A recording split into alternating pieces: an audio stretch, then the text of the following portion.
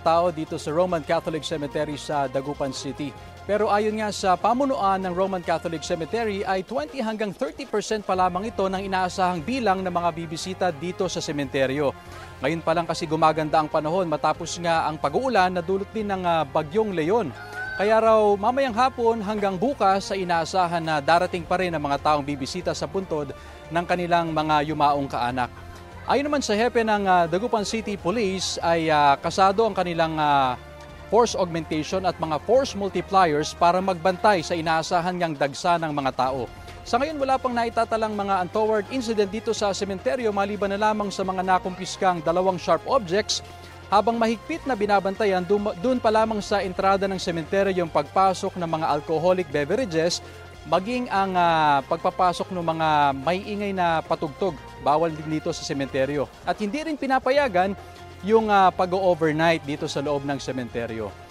Samantala, sa labas naman ng public cemetery ay makikita natin na buhay ang negosyo ng mga nagtitinda ng kandila at ng pagkain. At dahil nga holiday, inaasahan na dadagsa rin ang mga turista sa Baguio City. Kaya naman kamustahin natin ang Long Undas Weekend doon. Mag-uulat on the spot si Jasmine Gabriel Galban ng GMA Regional TV. Jasmine? Chris, good morning. Mas maayos ng lagay ng panahon dito sa Baguio City kaya naman kasabay niyan ay dagsa na rin yung mga turistang namamasyal sa lungsod ng Baguio. Ganon din yung mga bumibisita naman sa iba't ibang mga sementeryo. Dito yan sa City of Pines. Para sa mga akit pa lamang sa Baguio City mga kapuso, sa ngayon ay maluwag po ang Nagilian Road, partikular sa bahagi na malapit sa Baguio City Public Cemetery. Tuloy-tuloy ang pagdating ng ating mga kapuso dito sa Public Cemetery. Pinakamalaking sementeryo dito sa Baguio City ang public cemetery na may lawak na halos 3 hectares kung saan nasa may 25,000 ang mga nichong nakahimlay dito. Ayon sa Baguio City Police Office, inaasahan na aabot sa 50,000 ang bilang ng mga bibisita ngayong araw dito sa public cemetery. Maayos po yung sistemang ipinapatupad dito sa lugar. Nakabukod yung entrance ng lalaki sa babae habang meron ding nagsisilbing exit area para maiwasan yung siksikan papasok sa loob ng sementeryo. Nakadeploy din po ang halos sa 500 na kapulisan sa iba't ibang mga sementeryo dito sa City of Pines. Samantala, Chris, ayon sa otoridad, hanggang 6 p.m. lamang bukas ang Baguio City Public Cemetery. Lifted din po ngayong araw, November 1, ang number coding sa lungsod. Chris? Maraming salamat, Jasmine Gabriel Galban ng GMA Regional TV. Sa ibang balita, nahuli cam naman ang pagnanakaw sa isang tindahan sa Bangged, Abra. Sa kuha ng CCTV, makikitang isinusuksok ng isang lalaki ang ilang bote ng juice sa loob ng kanyang shorts. Matapos ang ilang minuto, bulto-bultong inumin na ang binubuhat niya at ipinapasa sa kanyang kasama. Kwento ng may-ari ng tindahan, nagulat na lamang sila nang malamang nawawala ang ilang kahon ng mga inuming sa kanilang imbakan. Napagalamang 3 beses nang pabalik-balik ang mga sospek na lula ng motorsiklo. Hindi pa tukoy ang pagkakakilanlan ng mga sospek. Sakto sa long weekend ang pagkawala ng tubig sa gripo ng ilang customer ng Maynilad sa Cavite at Metro Manila. Balitang hatid ni Maki Pulido. Bakasyon ng marami, pero sa ilang bahagi ng Bacoor, Imus, Parañaque, Pasay, Muntinlupa at Las Piñas, mawawalan ng tubig gripo ang Maynilad customers sa November 1 hanggang November 2. 6 hanggang 24 oras ang water interruption sa mga barangay na inilista sa abisong maagang ipinost sa social media page ng Maynilad. Pero abala pa rin kay Aling Daisy, isa sa sineserbisyohan ng 270,000 water service connections na maapektuhan. Medyo parang naiinis din kasi mag-iipon na naman ng tubig.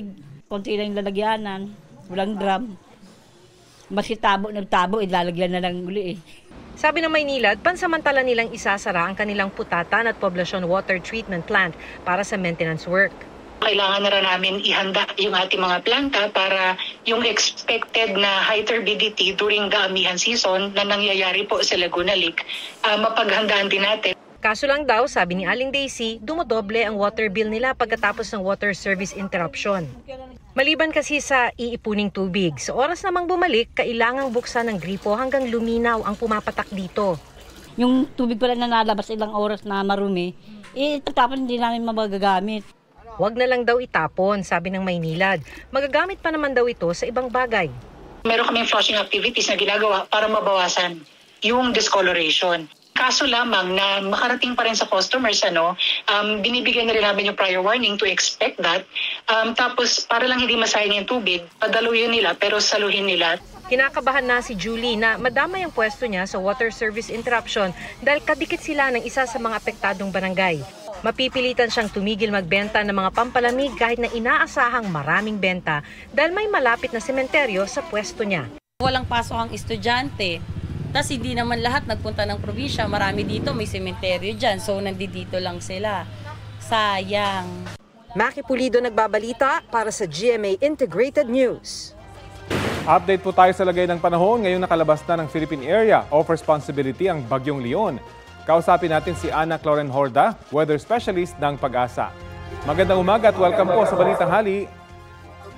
Yes po, magandang umaga rin po, Sir Rafi, ganda sa ating mga taga-subaybay.